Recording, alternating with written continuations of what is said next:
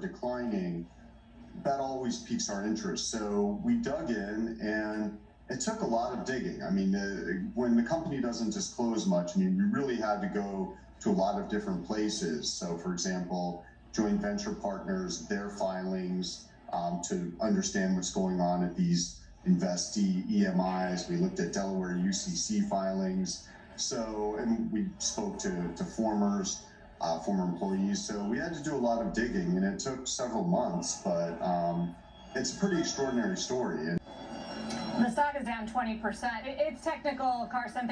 It's hard to explain on TV. We appreciate you trying to do so. It's a 27-page report that you put out.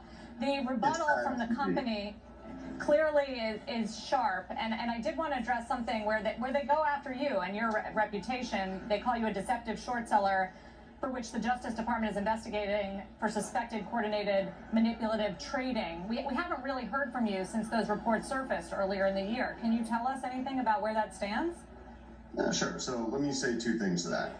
Number one, I've been doing this 12 years, and I could have written that response myself. The whole DOJ thing is a little bit new, but I've been joking for many years that it's kind of like a Mad Lib when these companies issue their responses. So everything they've said there is basically pro forma for 12 years, other than the DOJ thing.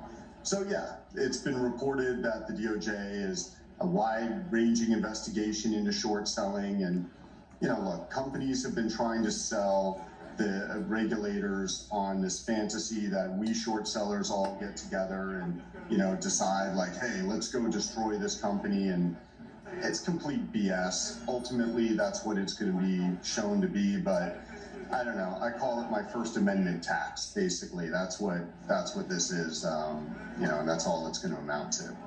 Do you have any sense of where they are in this investigation? No, they don't really talk to us. So, but I'm not expecting it to ever result in anything that, becomes a problem for us, other than the annoyance of dealing with it.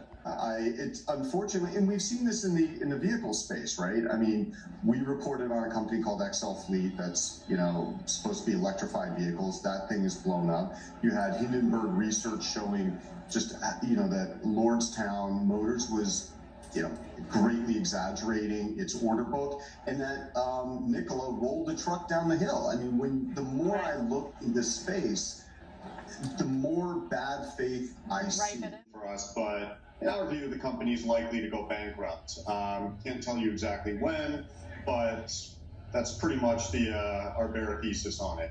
Carson, I have a quick question for you. You do not believe that there is enough demand there, that demand is slowing up. What is that based on? Is that just based on a gut feeling, based on the fact that they are now lowering the price on this vehicle as well as the Model S and the Model X? Or do you have other data, anything that you can point to say, look, there is no doubt that they are slowing down in terms of demand? So lowering the prices, especially to points where it seems like they're losing money on some of the cars, I'd say is a giveaway. Less than the